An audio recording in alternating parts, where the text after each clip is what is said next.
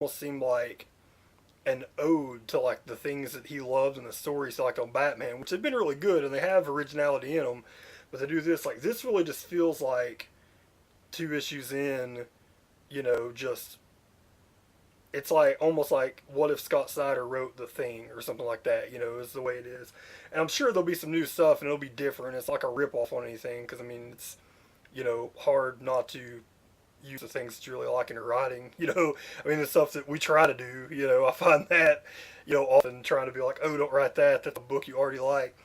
But it's kind of opened up the way it is, and of course, in classic style, they find the creature, start talking about it. You find out the main character that she's, had some sort of run in one of these things in the past, as you kind of saw a preview of in the first one, and then also there's of course somebody there that's like, I gotta tell you guys something, and then he's got some sort of theory based on some book he read. So it's the pretty standard, like, kind of horror movie. We found a creature, like creature movie formula so far, but it's written really good. So even if you feel like it's something that you've read a little bit of before, it's still really good, and there's still, eight more issues, so it very well could end up being something completely different before it's over with. Cool. And then I'll go over, well, wait, one more. I almost forgot in DC books. Batman Superman #1 came out this week. Yeah, that one was kind of hotly anticipated. Yeah, and it's very enjoyable. It was cool. It's different probably than you would expect, or at least what I expected from it, because it's really not, this first issue isn't just Batman and Superman like seeing each other for the first time. I mean, you kind of got that in Justice League already, but it's about Bruce and Clark running into each other, before they knew each other's identities. So that's pretty cool. You get like a little run in with them. I will say that it's pretty crazy. I really like it.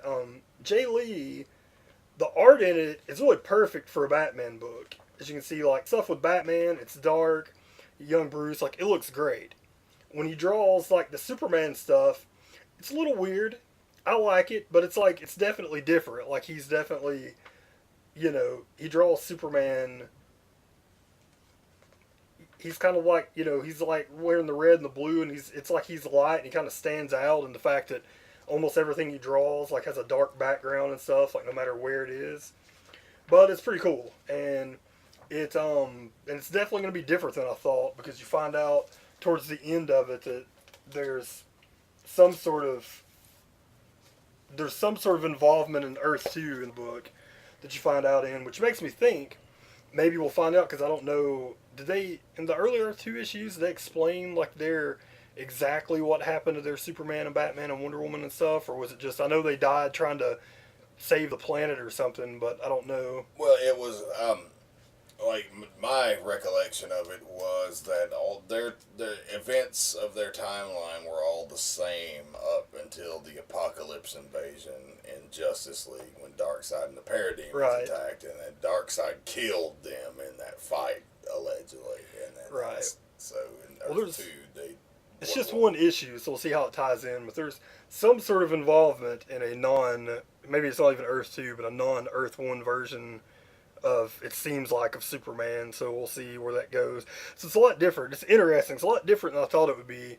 And I mean, I guess, you probably should applaud them for going off the map from what, pretty much everyone expected. Like, I expected way more of like a morale. Like, I mean, there is, like, with the difference between Bruce and Clark and showing them interacting is kind of where you get the morality tale. But I thought the story would probably be, they could have really easily gone lazy and just given you one of them has a problem and the other one shows up to help, and oh, hey, I'm Batman, I'm Superman, and people would have been happy with it, but they decided go a different direction and do something different, and more. So yeah, liked cool. it. Can't wait to read that one. So it's cool. And then I got a couple Image books. Got Fatale #15.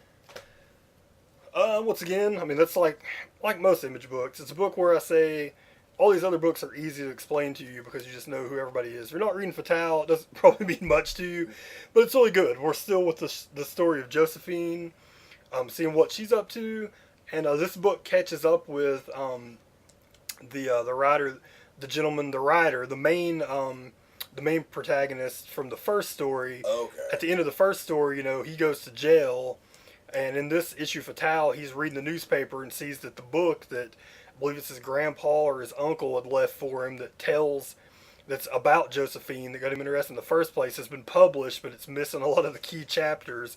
So he finds out that, oh wow, there's other people out there with this book. So he kind of gets the hint that maybe there's a whole bunch of other people that know who Josephine is or have had run-ins with him. And then you also get caught up on what she's doing, in the same book, like a little bit more, like you did last issue. So it's really good. Continues to be really awesome.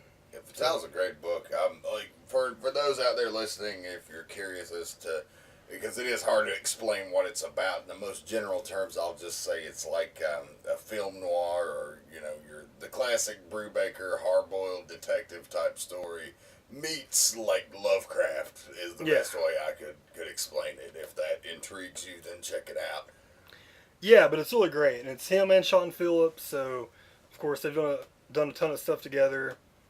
Yeah, it's a unique blend of like true crime and supernatural shit, and that's something they don't often do well, or don't do often, should I say, nor well. Yeah, and it's the most different of their books. I mean, they've done all the great criminal books, and it has a lot of elements of it, but it has the sci-fi and the supernatural mixed into it. So, yeah, I think that's actually when the book first was solicited. It was described as the combination of a film noir and a Lovecraft book. I mean, that's perfect. So, I mean, that's exactly what came to mind for me. That's pretty much like it is, what it is. It also, I mean, it's the most similar to another comic. I'd say it's probably the most similar to American Vampire. They're very different, but there's a lot of similarities between the two. At least some of the arcs in American Vampire. They touch on a lot of the same themes, even if the same stuff's not necessarily going down. But it's really great, and you can, just like most Image books, it's really cheap if you want to catch up on it. The two soft covers that cover the first 12 issues are less than $10 a piece, and it's only in issue 15. So if you want to get caught up on it, I would do it. Speaking of, another offering from Image, the Brubaker's bald brother, Greg Rucka. He's going to do it out this week. The other guy that looks like Brubaker and often collaborated with Brubaker. He's got a new one, which is actually with, it's actually Brubaker and Michael Lark, the team from Gotham Central, if you love Gotham Central. Well, they're back working together on Lazarus, and it's the first issue of it. And it's really cool. The art's really great. It's the Gotham, obviously with the Gotham Central guy doing it. Gotham Central's great. Yeah, it looks like it, but it's a little bit brighter. The colors and stuff in it, it's like it's a different world. So even though it is dark and lots of stuff, it's also bright. And it's pretty cool. It's really good. It's got a lot of originality in it. I mean, there's a lot of, I guess, stories overall right now that kind of have the theme, like, they're in what could be described as a bit of a post-apocalyptic world. The main protagonist in the story, you don't find out a whole lot about her. You find out a little bit, but not a whole lot. But you get to find out that a lot of the world has been fucked up, and now they have different families that are living on what they're referring to as farms.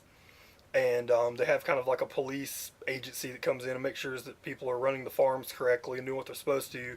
And anyone that doesn't live on the farms are just like vermin. They don't give a shit. So there's kind of no rules on like you can fuck them up or kill them if you have to or whatever. Like they're not really citizens if they don't live on the farms. So it's pretty cool. Like I said, I wouldn't let it scare you off if you're like, oh shit, but there's 1,000 books or 1,000 comics or 1,000 TV show and movies about post-apocalyptic stuff, because there fucking is. But this one, within that world, is very original and it's really good. And it's one of those books that just, once the book's over, even though it's the first issue, it's like you feel like you already know the main characters. And, it's like almost all like great writing, I would describe. Like, when you read like a book or a comic or whatever, or see a movie, like when it ends and it feels like you've kind of like known those characters your whole life and you've only like seen like a little piece of them, it's going to be good. And that's how I really felt with Lazarus, with the main 2 or 3 characters that got introduced. You immediately cared about them, even the ones that were sketchy, and felt like you're like, oh yeah, it's them, great. And so I would give it the highest recommendation. It's just another really good Image book. And then on to my Marvel books. Yeah, I mean, as you see, this is very different fare from your standard superhero stuff. Muji's moving on to the Marvel stuff. Like, we're superhero fans. We love it. I like a lot of the comics community likes to shit on. When I hear people that are like, oh, you read capes, I'm like, Yeah, fuck you. Yeah, like to me, a good story is a good story. It doesn't matter the fucking context. And superheroes are the backbone of comics. Yeah, but comics, but what you can see, especially if you read, books from Image or Vertigo, is comics can really be anything now. And it's cool to have variety. It's good to have things that just aren't superheroes, especially when you get these really talented writers where, you're in even more, like, I would say, like, it's even harder to write, like, a great superhero story. I think we probably judge superhero stories easier because it's really hard to not do things you haven't seen before. And when you like superhero books, like it's very often you're not like, oh, but I've seen that before. Because if you were, then you would I would shit upon most superhero books because it's hard. And that's why a book like I'm going to review next, Hawkeye, I think is good, is because Hawkeye's a character nobody's ever really given a shit about. So you have not a clean slate, but a pretty fucking like a 75 like percent like clean slate where you can write whatever you want because there's no like history that you're bound to and no things people care about. So I would advise people, if you're just getting into comics, or if you're just got soured on comics because of superhero stuff, that all these other books, like they're going to be stories you haven't heard before. Which, like I said, it's not a credit. It's a great credit. If you can write a story about Batman and it's still awesome and it's something we haven't heard, that's the highest form of being original because you've got all these rules that you have to go by. But because it's like a little bit easier, you do find a lot of Image books where they are more original. But over to Marvel. I had 4 books this week, and they were 4 of my favorite Marvel books. Start off with an all-new X-Men. Good old Bendis and Stuart Immonen on the arts. And it was cool. You see the X-Men show up. They finally interact. It was really moving day in all new X-Men this time. Feels like the first 12 issues were mostly just 2 conversations that were had. It was Beast showing up to talk the X-Men into coming, and then the Avengers and X-Men, or the other X-Men and X-Men just standing on the lawn at the Jean Grey school. That took about 12 issues. Well, this issue, a lot of shit happened. You get to find Mystique and her crew are hanging out at their headquarters after they've robbed their bank. You get a reveal of who Mystique's been reporting to the whole time, so that's cool. And the X-Men show up to stop her, and you get a run in. You get the classic "oh shit, it's her" when all the other X-Men or the bad guys see Jean Grey, so that's pretty cool. And then you get a real cliffhanger at the end because Jean Grey, I won't tell you how it comes to pass, but she looks like she may be about to Phoenix out. So you get like a whole lot of shit happen in one issue. It's early Phoenix. Yeah, it's by far the most that's probably happened in any issue of all new X-Men. So it was very entertaining. Jumping over to FF number 8, and it was cool. A whole lot of stuff happened in this. The biggest highlight of it, what I would say, is that they went back to the Inhumans lair. Even though she was possessed in the last issue, Medusa, has to kind of like, she has to answer for putting all of the kids at risk and fucking everything up. And you find out in the lairs Inhumans live in, basically, that everybody there is just a yes man. They're just like, oh, we forgive you, it's okay, you're still our queen, you're still our leader, blah blah. And She-Hulk ain't having none of it, so her and Medusa have a nice little fight. It's pretty awesome, so it's pretty cool. And then there's a lot of really good stuff going on, actually, in the Baxter building. All the kids are playing pranks and whatnot. You get to see the 2 kids, the fucking, what's his name, the kid that wants to be a supervillain.